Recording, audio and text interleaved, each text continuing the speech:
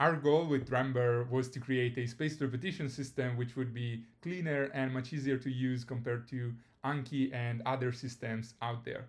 So now I want to give you an overview of all the features that we implemented. So the first thing to discuss is the concept of RAM, which is the main unit in Rember. This is my list of RAMs that I've created. A RAM is a note representing a concept, an idea, a fact, or anything that you want to remember, plus a list of flashcards associated to that note, testing your knowledge about that note. Okay, so how do you create RAMs? For instance, you click here. Here we can say definition of, I don't know, value function in RL. So this is basically an AI canvas, and Rember will try and summarize what you want to remember in one or more notes, which later will be turned into RAMs. Here I can provide additional instructions. So for instance, I can say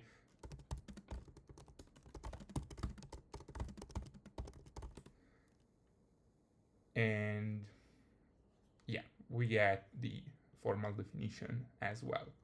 Once I'm happy with this, I can simply click this button and Rember will start generating flashcards for me in the background.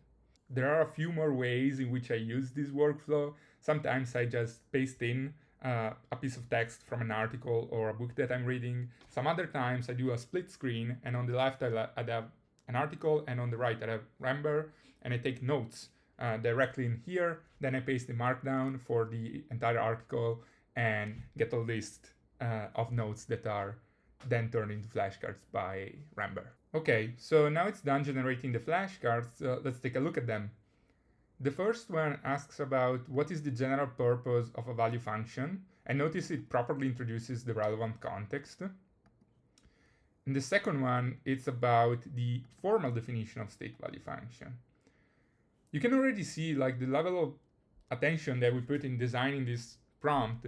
Basically what we did was distilling all of the best practices that the spaced repetition community built up in the past 30 years about what makes a flashcard good and what are the common mistakes that people make. So for instance, if this only asked what is the value function, like that would be very ambiguous because it could be asking about like the general high-level definition of value function or about the formal definition of value function. And maybe value function is something that exists even outside of reinforcement learning. So these are really good flashcards, I think.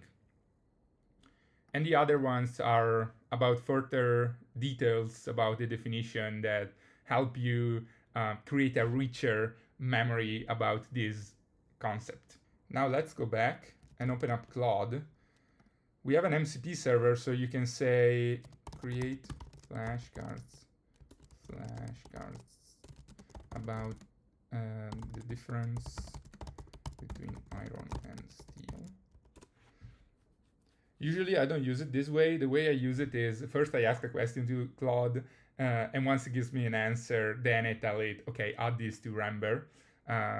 That's the most common workflow for me. So you already see that a RAM about the difference between iron and steel appeared in my Rember account. In this case, I don't care about this, so I'll delete it. So before discussing our review feature, I want to show you something else. So I've opened up Rember on my smartphone, and as you can see, I already have the latest data. So we have automatic sync between devices. And I don't know if you noticed, but everything is pretty fast, I think. So we paid lots of attention to performance, and you should never see a loading spinners besides in the initial loading and while waiting for an LLM response. You'll see that also the review feature is very, very fast. As I mentioned in the beginning, you can either review your flashcards directly in Rember or in Anki. So let's start with Rember.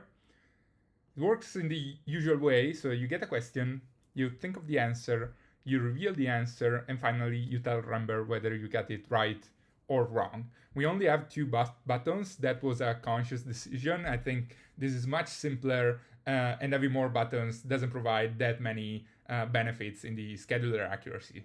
So let's mark this as remembered. I should mention we use FSRS behind the hood as a spaced repetition scheduler, but we customize it quite a bit. For instance, we have a custom load balancer to smooth out the amount of review that you have to do on any given day. So let's proceed. Okay. We show some bare minimum stats. We track streaks, and yeah, my camera is covering this, but we have a few settings which I invite you to explore. We put lots of thoughts into simplifying the settings compared to something like Anki, and we have much saner defaults. Now let me open up my Anki, and here you can see I have a Rember deck which is empty right now. Once I sync, it's also gonna sync my Rember data, and so you can see now I have 4 cards to review. So let's see. These are the same cards that I just reviewed in Rember. And Anki is rendering the card fully locally, like this could work offline. We actually packaged our flashcard viewer just for Anki, and we ship it with the add-on. The add-on is open source, so if you want, you can take a look at the source code. The current limitation is that we only sync flashcards, so we don't sync reviews and we don't sync decks.